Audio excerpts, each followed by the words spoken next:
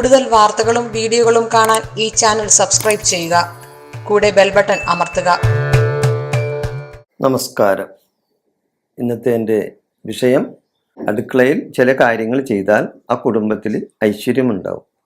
അങ്ങനെയുള്ളൊരു കാര്യമാണ് ഞാനിവിടെ പറയാൻ ഉദ്ദേശിക്കുന്നത്.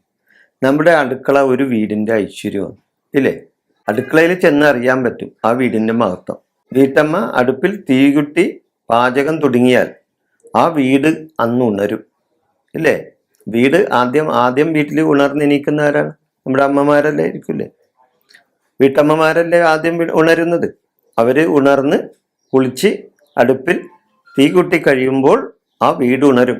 അതിനുശേഷമാണ് മറ്റ് നമ്മുടെ കുടുംബാംഗങ്ങളൊക്കെ ചിലപ്പോൾ ഉണർന്നു വരുന്നത്. കാരണം മക്കളൊക്കെ പുറത്തേക്ക് ജോലിക്കൊക്കെ പോണവരാണെങ്കിലും പഠിക്കാൻ പോണവരൊക്കെ ആണെങ്കിലൊക്കെ അവർക്ക് ഭക്ഷണവും മറ്റു കാര്യങ്ങളൊക്കെ ചെയ്തു കൊടുക്കണമെങ്കിൽ വീട്ടമ്മ ആദ്യം എണീക്കണമല്ലോ. അപ്പൊ എണീറ്റ് ആദ്യം വരുന്നവര് കുളിച്ച് ശുദ്ധമായതിന് ശേഷം അടുക്കളയിൽ കയറി ഭക്ഷണം പാകം ചെയ്യാനായിട്ട് അടുപ്പിൽ തീ കൂട്ടും. ഇപ്പൊ തീ കൂട്ടണ്ട, ഇപ്പൊ ഗ്യാസ് തിരിച്ചാൽ മതിയല്ല, തീ അപ്പം തന്നെ വന്നു. അപ്പൊ തീ കൂട്ടി പാചകം തുടങ്ങിക്കഴിഞ്ഞാൽ ആ വീട് ഉണരും. അവിടെ ഒരു ശബ്ദാനമായ ഒരു അന്തരീക്ഷം വരും. അതുവരെയും ഉറങ്ങിക്കിടന്നിരുന്ന ആ വീട് അന്നേരം ഉണരുന്നു. അന്നപൂർണേശ്വരി ദേവിയുടെ സാന്നിധ്യം അടുക്കളയിൽ ഉണ്ടാകണം. ഭക്ഷണം എന്തുമാകട്ടെ, അത് പാകം ചെയ്തു തുടങ്ങിയാൽ അവിടെ ഒരു പോസിറ്റീവ് എനർജി ഉണ്ടാവും. അതാണ് അന്നപൂർണേശ്വരി ദേവി. അടുക്കളയിൽ ഭക്ഷണം പാകം ചെയ്തു തുടങ്ങിയാൽ അവിടെ ഒരു പോസിറ്റീവ് എനർജി വരും. ഭക്ഷണത്തിൻ്റെതായ ആ രുചിയും ആ മണവും ഇതൊക്കെ അങ്ങോട്ട് കേൾക്കുമ്പോൾ അടുക്കള ഒന്ന് ഉണരും. അപ്പൊ അവിടെ ആ ദേവിയുടെ ഒരു സാന്നിധ്യം ഉണ്ടാവും. അന്നപൂർണേശ്വരി ദേവി ഭക്ഷണത്തിന്റെ ദേവിയാണ്, അന്നത്തിന്റെ ദേവിയാണ് അന്നപൂർണേശ്വരി ദേവി. അപ്പൊ അടുക്കളയിൽ കുടിയിരിക്കേണ്ടത് അന്നപൂർണേശ്വരി ദേവിയാണ്. ഒരു വീടിന്റെ വിളക്ക് ഒരു വീട്ടമ്മയാണ്. ഇപ്പൊ ഗൃഹപ്രവേശനത്തിനൊക്കെ വീട്ടമ്മയല്ലേ ആദ്യം വിളക്കെടുത്ത് വെച്ച് വിളക്കും കൈ പിടിച്ച് വീടിനകത്ത് ഇട്ട് കയറേണ്ടത്. അപ്പൊ വീട്ടമ്മക്കാണ് ആ വീടിന് അധികാരം. അപ്പൊ അതുകൊണ്ട് അപ്പൊ വീട്ടമ്മ അടുക്കളയിൽ കയറിയാൽ ആ അടുക്കളയിൽ എന്ത് പോരായ്മ ഉണ്ടെങ്കിലും ശരിയാണ്. നല്ലൊരു വീട്ടമ്മയാണെങ്കിൽ അവരാ പോരായ്മകൾ പരിഹരിച്ച് അത് എല്ലാ സാധനങ്ങൾ കൊണ്ട് ഒരു നല്ല പാചകം അവരുണ്ടാക്കി അവരവിടെ അത് തൻ്റെ കുടുംബാംഗങ്ങൾക്കായിട്ട് എടുത്തു വെക്കും, ഇല്ലേ? അപ്പോൾ ഒരു നല്ല, അതല്ല ചിലവരുണ്ട് ഇവിടെ ഒന്നുമില്ല, ഇനി ഒന്നും ഉണ്ടാക്കാൻ പറ്റൂല എന്നും കരുതി മാറ്റി ഹോട്ടലിൽ നിന്ന് ഭക്ഷണം വരുത്തി കഴിക്കുന്നവരുണ്ടാവാം. പക്ഷെ ഒരു നല്ല വീട്ടമ്മയാണെങ്കിൽ അവിടെ അടുക്കളയിൽ സാധനങ്ങൾ കുറവാണെങ്കിലും ഉള്ളത് വെച്ച് ഉള്ളത് കൊണ്ട് ഓണം പോലെ എന്നുള്ള പറഞ്ഞ പോലെ ഉള്ളത് കൊണ്ടുവച്ച് അവരുടെ ആ കൈപുണ്യത്താൽ നല്ലൊരു പാചകം ചെയ്ത് ആ കുടുംബത്തിൽ ഭക്ഷണം ഉണ്ടാക്കി വെക്കാൻ ഒരു നല്ലൊരു വീട്ടമ്മക്ക് കഴിയും. ഒരു വീടിന്റെ വിളക്ക് തന്നെയാണ് ഒരു വീട്ടമ്മ എന്ന് പറയുന്നത്, ഇല്ലേ? തീർച്ചയായിട്ടും ഒരു വീടിന്റെ വിളക്കാണ് ആ വീട്ടമ്മ. ആ വീട്ടമ്മ തൊടുന്നതെല്ലാം പൊന്നായിരിക്കും, ഇല്ലേ? അത് ശരിയായ കാര്യം തന്നെയാണ്.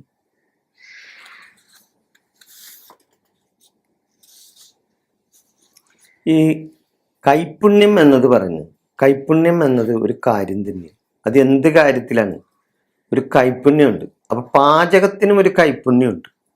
ആ പാചകം ചെയ്യുന്ന ആളുടെ കൈപുണ്യം പോലെ ഇരിക്കും ആ പാചകത്തിന്റെ രുചി, അല്ലേ?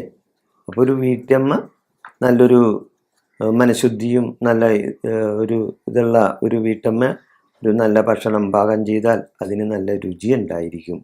കൈപുണ്യം അതിൻ്റെ പിന്നിലുണ്ട്. ഒരു നല്ല ഭക്ഷണം ആർക്കാണെങ്കിലും കണ്ടാൽ ചിലപ്പോൾ കഴിക്കാനായിട്ട് ഒന്ന് തോന്നിപ്പോവും, ഇല്ലേ? ഒരു ചൊല്ലുണ്ട്, എന്താണത്? വിശപ്പിന് വിഭവങ്ങൾ വെറുപ്പോളം ഭക്ഷിച്ചാലും വിശിഷ്ട ഭോജ്യങ്ങൾ കാണുകിൽ കൊതിയാകുമാർക്കും.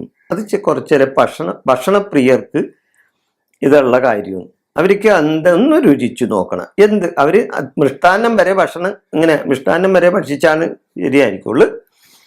കഴുത്തറ്റം വരെ ഭക്ഷണം കഴിച്ചവരാണെങ്കിൽ പോലും ഒരു നല്ലൊരു ഭക്ഷണം കണ്ടു കഴിഞ്ഞാൽ ഒന്ന് രുചിച്ചു നോക്കണമെന്ന് ഈ ഭക്ഷണപ്രിയർക്ക് തോന്നും. അത് അത്ര തെറ്റായ കാര്യമൊന്നും അല്ല. അതിന് പഴയ കാരണന്മാരെന്താ പറയണതെന്നാണ്, അടുക്കളയിലിട്ട് വരുമ്പോൾ ചിലവർ പറയൂലേ, മൂക്കൊരു കൊതിയനും നാക്കൊരു നുണയനും ആണെന്ന് പറയും ഇല്ലേ? പണ്ട് കാരണന്മാർ പറഞ്ഞു. അടുക്കളയിലോട്ട് വരുമ്പോൾ തന്നെ ഒരു മണം നമുക്ക് കേൾക്കാം. അപ്പൊ പറയും മൂക്കൊരു കൊതിയനും നാക്കൊരു നുണയനുമാണെന്നാണ് എന്നൊരു ചൊല്ലും ഇതിൻ്റെ പിന്നിലുണ്ട്. നല്ല സദ്യവട്ടങ്ങൾ പാകം ചെയ്യുമ്പോൾ അതിൽ നിന്നും ഗന്ധം മൂക്കിലടിച്ചു കയറും ഇല്ലേ?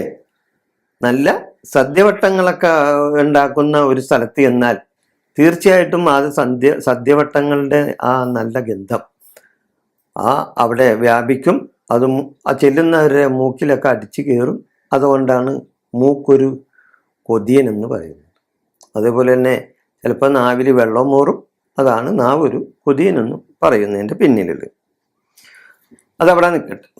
ഒരു വീട്ടമ്മ ചോറ് വെക്കാനായിട്ട് രാവിലെ എണീറ്റ് അടുക്കളയിൽ ചെല്ലുമ്പോൾ അരി അടപ്പത്ത് ഇടുന്നതിന് മുമ്പ്, ഒരു വീട്ടമ്മ എണീറ്റ് അരി വെക്കാനായിട്ട് കലം അടപ്പത്ത് വെച്ച് വെള്ളം വെച്ച് തിളപ്പിച്ച് അതിനുള്ള ആ ഒരുക്കങ്ങളൊക്കെ ചെയ്യുമ്പോൾ അരി കഴുകുന്നതിന് മുമ്പ്, അരി എടുക്കുമല്ലോ, ആ അരി എടുക്കുന്നതിന് മുമ്പ്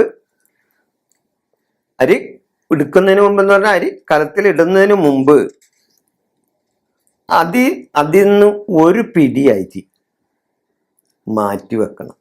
അതൊരു നഷ്ടമല്ല. നമ്മൾക്ക് പാകം ചെയ്യാൻ ഉദ്ദേശിക്കുന്ന അരിയിൽ നിന്ന് ഒരു പിടി അരി, ഒരു പിടി എന്ന് പറഞ്ഞാൽ എന്തോരം ഉണ്ടാവും, ഒരു പിടി അരി എടുത്ത് ഒന്ന് മാറ്റി വെച്ച് നോക്കും. അത് നമ്മൾ അന്നദാനത്തിനായി കൊടുത്താൽ, അത് നമ്മ എവിടെയെങ്കിലും ഒരു അത് കുറച്ച് കൂടുമ്പോൾ അന്നദാനത്തിനായി കൊടുത്താൽ അന്നപൂർണേശ്വരി ദേവിയുടെ അനുഗ്രഹം ആ അടുക്കളയിൽ ഉണ്ടാവും. നല്ല സത്യമായ ഒരു കാര്യമാണ്. നമ്മൊന്ന് ചെയ്തു നോക്കണം. അടുപ്പിൽ തീ കൂട്ടി അരി അടപ്പത്ത് ഇടുന്നതിന് മുമ്പ് ഒരു പിടി അരി എടുത്ത് മാറ്റിവെച്ച് അത് കൂടിക്കഴിയുമ്പോൾ അന്നദാനത്തിനായിട്ട് കൊടുത്താൽ, ഇനി അന്നദാനത്തിനായിട്ട് കൊടുക്കണ്ടെങ്കിൽ എന്താ, സാധുക്കളായ കുറച്ച് സ്ത്രീകൾക്ക് ആർക്കെങ്കിലും, സ്ത്രീകൾക്ക് അല്ല ആക്കുവാണെങ്കിലും സാധുക്കളായ ആർക്കെങ്കിലും ഒരു നേരത്തെ ഭക്ഷണം ഉണ്ടാക്കി കൊടുത്താൽ, അതുകൊണ്ട് ഒരു നേരത്തെ ഭക്ഷണം ഉണ്ടാക്കി കൊടുത്താൽ അതൊരു പുണ്യപ്രവൃത്തിയല്ലേ? നമ്മുടെ തൊട്ട് അടുത്ത് തന്നെയൊക്കെ താമസിക്കുന്ന ചിലപ്പോൾ ഭക്ഷണം കഴിക്കാൻ നിവൃത്തിയില്ലാത്തവരൊക്കെ ഉണ്ടായിരുന്നു വരും. അവർക്കൊക്കെ ഒരു നേരത്തെ ഭക്ഷണം കൊടുത്താൽ തീർച്ചയായിട്ടും അത് നല്ല കാര്യമല്ലേ? അപ്പോൾ ഒരു പിടി അരിയെടുത്ത് മാറ്റിവെച്ച് അത് അന്നദാനത്തിനായിട്ട് ഉപയോഗിച്ചാൽ അന്നപൂർണേശ്വരി ദേവിയുടെ അനുഗ്രഹം ആ കുടുംബത്തിലുണ്ടാവും, ആ അടുക്കളയിൽ വന്നു ചേരും. പിന്നെ വീട്ടമ്മ അരി അടുപ്പത്തിടുന്നതിന് മുമ്പ് 2 മണി അരിയെടുത്ത് അഗ്നി ഭഗവാനെ ധ്യാനിച്ച് കലത്തെ 3 പ്രാവശ്യം ചുറ്റിയ ശേഷം അടപ്പിലേക്ക് ഇടണം. 2 മണി അരിയെടുത്ത് കലത്തെ 3 പ്രാവശ്യം ഒന്ന് ചുറ്റിച്ചിട്ട് അഗ്നി ഭഗവാനെ ധ്യാനിച്ചുകൊണ്ട് ആ 2 മണി അരി അടപ്പിലേക്ക് ഇടണം. വീണ്ടും 2 മണി അരി എടുത്ത് അന്നപൂർണേശ്വരി ദേവിയെ ധ്യാനിച്ച് കലത്തെ 3 തവണ ചുറ്റിച്ച് കലത്തിലേക്ക് ഇടുക. തുടർന്ന് അരി മുഴുവനും കലത്തിലേക്ക് ഇടണം. അങ്ങനെ ചെയ്താൽ അവിടെ അന്നപൂർണേശ്വരി ദേവിയുടെ അനുഗ്രഹം അവിടെ ഉണ്ടാവും. ആ അരി വെന്ത് ഊറ്റിയ ശേഷം കുറച്ച് ചോറെടുത്ത് കാക്കക്ക് ഭക്ഷണമായിട്ട് നൽകുന്നതും ഒരു പുണ്യപ്രവൃത്തിയാണ്. കാക്കക്ക് ഭക്ഷണം കൊടുത്താൽ 2 കാര്യമുണ്ട്. ഒന്ന് ശനിദോഷം കുറഞ്ഞു കിട്ടും, മറ്റൊന്ന് പിതൃക്കളുടെ ദോഷവും കുറയും. ഈ വിഷയം ഞാൻ ഇവിടെ അവസാനിപ്പിക്കുന്നു. നന്ദി, നമസ്കാരം.